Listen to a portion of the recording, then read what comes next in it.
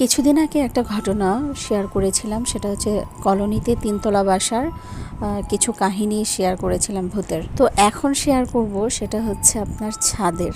তো ছাদের নানা ধরনের ঘটনা আছে, আমি তার মাঝখান থেকে একটা ঘটনা শেয়ার করছি। কলোনি তো জানেনই একটু নিরিবিলি থাকে সন্ধ্যার পরে, বা ছাদে কেউ ওঠে না বললেই চলে। তার মাঝখানে চারপাশে গাছ থাকে, তারপর দুইটা সিঁড়ির একটা ছাদই থাকে, বুঝতে পারছেন তো কেমন?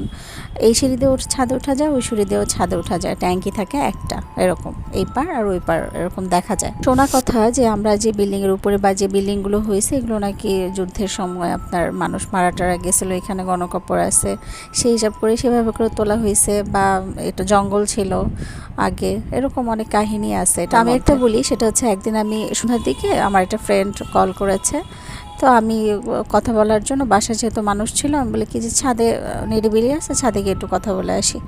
তো ছাদে গিয়েছি কথা বলার জন্য, বেশিক্ষণ হয় নাই, মাত্রই মানে কথা বলতেছি, কি অবস্থা তোর, কি খবর, এরকম করে কথা বলতেছি, হঠাৎ করে আমার ওই দিকে চোখ গেছে, মানে আমি তো এই সিঁড়ি দিয়ে উঠছি, ওই সিঁড়ির দিকে আমার চোখ গেছে, সিঁড়ির ওই পাশটা দেখি যে একটা লোক হাঁটতেছে, লোকটা চিকন করে এবং লুঙ্গি টাইপের কিছু একটা। তো কলোনিতে যেটা হয়, মানে কোনো বাসায় যদি মেহমান আসে সেটাও জানে, এবং কার বাসায় কয়জন মানুষ তারা সেগুলো সবই জানে, সেক্ষেত্রে আমিও জানতাম। আমার যতটুকু মনে হয় যে এরকম কেউ তো নাই, যত চিকন করে বা আমার দিকে এই দিকেই তাকায় আছে, কিন্তু কথা বলতেছে না, বা বলতেছে না তুমি এত রাতে কী করতেছো, যাও মামুনি বাসায় যাও, এরকম কিছু বলতেছে না। আবার দেখলাম যে সে আমার দিকে তাকায় আছে, সে একদিকেই বারবার তাকায়, মানে একবার এদিকে আসতেছে একবার ওই দিক যাচ্ছে, কিন্তু সে কোনোভাবেই নড়তে, শরীর মুভমেন্ট করতেছে না, শুধু আর কি মাথাটা মুভমেন্ট করতেছে, কিন্তু শরীর যেরকম যাচ্ছে সেরকমই আছে। আমি তো ভয় পেয়ে যাচ্ছি যে কী ব্যাপার, একটা মানুষের পুরো শরীর নড়বে না, শুধু মাথা নড়তেছে, মনে হচ্ছে সে ভাসতেছে। আসলেই সে ভাসতেছিল। হঠাৎ করে যখন দেখি সে ওই দিক থেকে আমার দিকে আসতেছে,